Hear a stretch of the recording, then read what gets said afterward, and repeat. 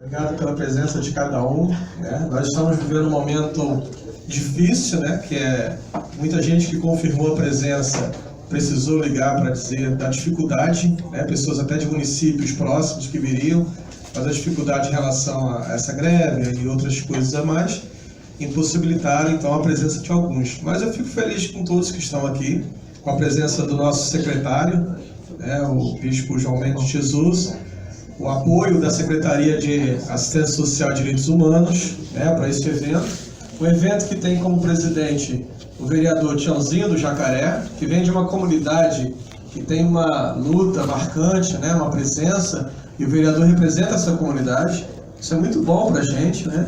A presença da minha amiga Ana, doutoranda da Argentina, misturou algumas palavras em espanhol ali, está há bastante tempo lá. Meu amigo Valdemir também, que tem uma luta bastante, trabalhamos juntos em alguns desses espaços, E eu fico feliz com a presença de todos, tá? A luta antimanicomial é uma luta que traz visibilidade aos excluídos. E o Bispo João Mendes tem falado muito isso nas reuniões que a gente participa, que na última reunião ele falou inclusive sobre os educadores sociais, e eu fiquei muito feliz, Valdemir, porque é uma luta que a gente tem feito já há alguns anos, que era dar, vereador, suporte, secretário, aos educadores sociais, porque são os sujeitos que estão na ponta, E a gente já discutia isso já em outras gestões, e isso nunca foi ouvido, E eu fiquei feliz quando o secretário falou de um evento aqui pela secretaria para dar suporte e treinamento também a essas pessoas, e isso é muito bom. Isso já significa que está sendo visto aqueles que em gestões outroras, não eram vistos. Isso é muito bom. E a luta antimanicomial, ela é uma luta da saúde. O secretário foi muito feliz quando ele disse que é uma luta difícil. Por que é uma luta difícil? Porque ela não é só da saúde. Esse que é o problema que a gente fala. Mas isso aí é da saúde? Sim e não. Porque não é só da saúde. Também começa lá. Mas passa por aquilo que hoje é o debate nos bares. Você chega em qualquer bar, e no Brasil está falando sobre o quê? Direitos humanos. Hoje virou, conversa de botequim. Direitos humanos, direitos humanos. O que é direitos humanos?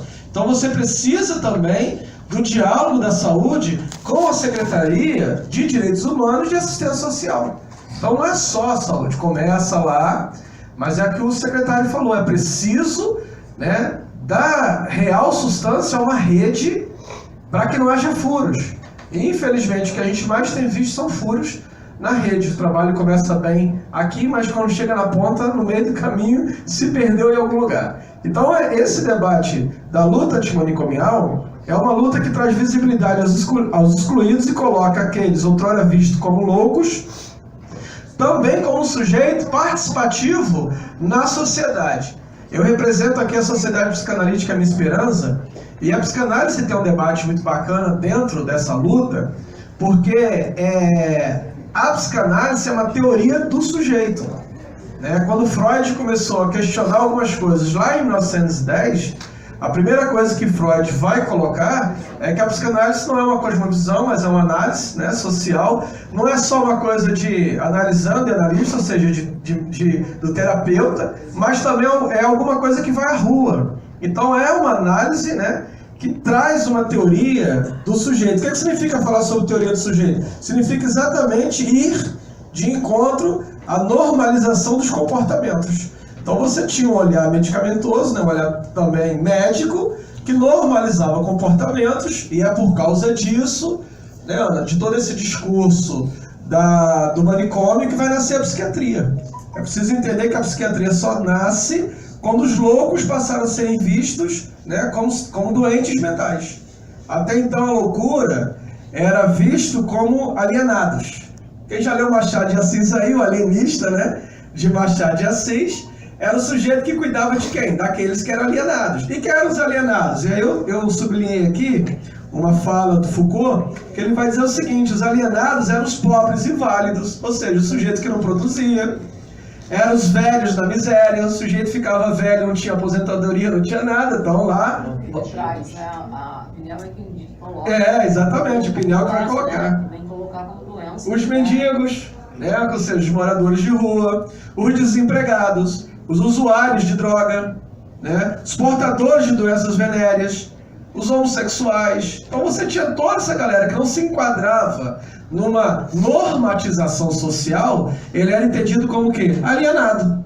Então o sujeito que não se enquadra está alienado. E aí ele era o quê? Ele era então internado nesse espaço que normalmente ficava fora do círculo social, eram espaços longínquos, e a gente discutia aqui, o secretário, que era uma limpeza, né, da cidade, era uma limpeza da cidade. Vamos limpar a cidade, vamos tirar os mendigos, vamos tirar os moradores de rua. Esse dependente que pega essa galera toda, vamos jogar onde? Abre um espaço, aqui no Rio de Janeiro nós tínhamos aonde? Lá em Paracambi, lá em Nova Iguaçu, né, Doutor Elis do Paracambi, Santa Cecília, lá em Nova Iguaçu, quer dizer, lugares bem longe. Eu visitei, por exemplo, alguns manicômios em Minas Gerais, e eram lugares assim bem distantes. E aí por conta do manicômio estar naquele lugar, acabava se criando uma cidade no entorno do manicômio, de alguns loucos que fugiram, ou de famílias que estavam ali. E algumas cidades em Minas Gerais nasceram, né? Alguns municípios, inclusive, nasceram por causa do manicômio que estava ali. Pra vocês terem ideia, tem um município em Minas Gerais próximo de Ubá, que nasceu por conta da Segunda Guerra Mundial, onde os alemães, no acordo com Getúlio Vargas, né, enviavam doentes e leprosos para essa cidade. E lá até hoje você tem a cidade do leprosário, que é a cidade que fica entre Ubá, Tocantins e Ubá, que hoje é um município, que nasceu do quê? Dessa limpeza lá da Alemanha para cá, joga lá para Minas Gerais, um lugarzinho cheio de mato que ninguém conhece. Então era assim, era uma limpeza.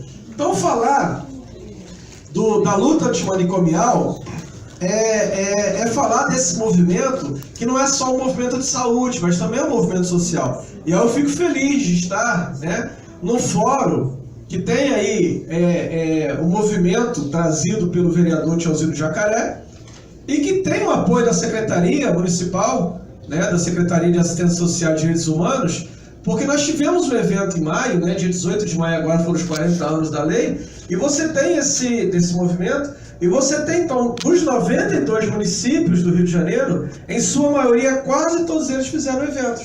E aí não podia ser diferente, né, no coração do Rio de Janeiro, que é aqui onde nós estamos, não haver movimento nenhum. Então eu fiquei muito feliz quando fui convidado pelo secretário, pelo vereador, eu agradeço aqui o convite, da gente estar fazendo então esse evento, para também estar entrando nessa agenda, né, da luta antimanicomial. Então, esse evento em si, ele promove então esse fórum que vai discutir esse tema, que é um tema que parece assim hilário, mas foi uma fala produzida pelo Freud, quando ele disse: de perto, ninguém é normal. Quer dizer, o pai da psicanálise, né, quando perguntaram para ele, mas qualquer pessoa pode fazer psicanálise? Ele falou: sim. Mas e quem é normal? Aí ele falou: meu filho, de perto, ninguém é normal. Por que de perto ninguém é normal? Porque quando você vai falar de saúde mental, você pensa de loucos, você pensa em loucos. Mas quando a gente vai falar em algumas áreas que foram extremamente importantes para o desenvolvimento da sociedade, você vai acabar falando de pessoas que não eram normais, mas que trouxeram um desenvolvimento tremendo, porque é impossível hoje se falar de filosofia sem passar pelo Nietzsche. E o Nietzsche era um sujeito, né? Exatamente, um sujeito que acabou desenvolvendo um adoecimento mental. Então você está falando de um Nietzsche que é louco. Pô, mas esse cara é louco, mas também é um gênio, né? Porque você tem uma filosofia desenvolvida. Você não pode falar de literatura brasileira sem passar por Cecília Meirelles e sem passar por Clarice Lispector. E ambas sofriam, né, de depressão profunda, tanto a Cecília Meirelles quanto a Clarice Lispector. E uma vez perguntaram para Clarice Lispector o que era ser normal, se a pessoa tinha que se enquadrar isso. E a fala dela é muito interessante, que ela diz o seguinte, ó: até mexer, até cortar os próprios defeitos é perigoso, porque nunca se sabe qual defeito sustenta o nosso edifício inteiro. E isso corrobora com a fala da Anice da Silveira aqui no Rio de Janeiro. Quando perguntaram para a Anice Silveira se os loucos podiam voltar para a sociedade, ela falou assim: por que não? Mas eles não estão curados. Ela falou assim: olha, deixa eu falar um negócio para vocês. Vocês que são normais não se curem totalmente. Porque gente curada totalmente é chato. Isso é a Anice da Silveira, né? Que fala: gente curada totalmente é insuportável. Então você que é louco, assim, guarde um pouquinho de loucura. Daí vem aquela ideia que de médico e de louco Todo mundo tem um pouco, né? Sim, ó. Ah, tá ali, ó. Nietzsche falando, há sempre alguma loucura no amor, mas há sempre um pouco de razão na loucura. Então a psicanálise, ela vem olhando para esse louco e dizendo assim, mas peraí, ele é louco realmente? Ou ele é apenas um sujeito que não consegue se enquadrar dentro de uma tessitura normativa social? Dentro da realidade. Dentro da realidade. A Ana pegou uma palavra aqui que o psicanalista goza com isso, né? O ideal e o real. Queremos um mundo ideal, um mundo sem drogas, é uma coisa linda. O mundo sem loucura é uma coisa maravilhosa. O mundo de paz eterno, todo mundo soltando pombinho branco. Isso é bom demais. Mas isso é o real? Não é o real. Né? E é muito interessante, porque se a gente for trazer o debate religioso, nós temos aqui o secretário, que é um bispo, né? Eu também faço parte de uma comunidade religiosa, e aí você tem a fala de um líder, né, da nossa religião, que é Jesus, que diz assim, no mundo tereis aflições, e não descarta a aflição no mundo. O que ele pede é que diante do sofrimento, diante da aflição, você tenha ânimo, você tenha esperança. E como é que a gente faz isso? Através das lutas. Como é que a gente faz isso? Mostrando que é possível, apesar do adoecimento, é possível viver, é possível ser feliz, é possível lutar, é possível se inscrever dentro da sociedade como um sujeito capaz de trazer produções outras que não sejam as produções econômicas. Porque dentro de uma sociedade capitalista, o sujeito só é alguém se ele produz economicamente. Ora, mas se o sujeito consegue produzir um quadro, uma tela, né, e você tem Van Gogh produzindo telas, hoje esse sujeito não vai ter a sua importância. Entendi, né? É claro. Está no capitalismo. Exatamente. Ele ainda tem que vender. Não, na verdade, o Carlos Drummond de Andrade dizia que poeta não é quem escreve poesia, o poeta é quem escreve e vende os seus poemas. Esse é o poeta. Então você tem a Anice da Silveira, ela inova porque ela traz uma produção, né, econômica por sujeitos que eram vistos pela sociedade como improdutivos. E aí você vai ter então telas, obras de arte, né, artesanatos, daí a importância do CAPES, né, porque você tem dentro do CAPES projetos de artesanatos, projetos de produções outras que possam trazer para o sujeito um valor econômico. De você dizer que, olha, ele também pode ser inserido dentro dessa comunidade, dentro da economia, né? A Ana foi muito feliz quando disse que o sujeito dentro do capitalismo só é visto a partir da sua produção. Então, a pergunta mais importante é qual o seu nome, a segunda que você faz. Qual a sua profissão? Às vezes tem o nome, né? Às vezes só a profissão basta. E por isso a importância do sujeito antes do nome dizer o título, né, Ana? Qual o seu nome? Doutor. Eu falei, não, só quero só o seu nome. Mas é a importância de como o sujeito se inscreve. Então você tem Fernando Pessoa, por exemplo, que era alcoolista. Como é que Fernando Pessoa estaria hoje, né? E os seus heterônimos, há quem diga até que eram personagens da sua esquizofrenia, né? Como é que você estaria hoje tratando Fernando Pessoa? Esse grande escritor e poeta português. Em algum manicômio desse aí, internado por aí, sem estar lendo nada do que ele está produzindo. Então você tem pessoas que, apesar dos seus adoecimentos, apesar daquilo que elas sofriam, foram gigantes na nossa sociedade. Pessoas que eu poderia passar o dia inteiro citando várias pessoas para vocês, como o próprio Machado de Assis, né, que tinha um caso severo de epilepsia, nascido numa sociedade extremamente marcado pela condição social da pele. Ele era filho de um branco com uma negra, então nem se enquadrava na sociedade negra, nem se enquadrava na sociedade branca, porque também era bastardo, né? Gago.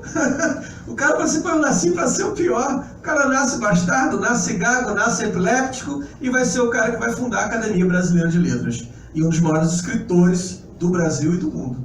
Então a coisa que a gente sempre fala em psicanálise: você não é a sua doença.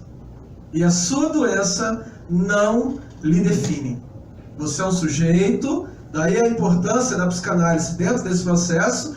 Você é um sujeito que tem nome, que tem voz, que tem sonhos, que tem desejos, muitas vezes soterrados pelo adoecimento, pela condição social, mas esses desejos vêm à tona, né, Valdemir? Quando a gente tratava na área de dependência química, eu fui subcoordenador do CAR e AD de Campo Grande por 8 anos, Valdemir trabalhou comigo, meu amigo Edson.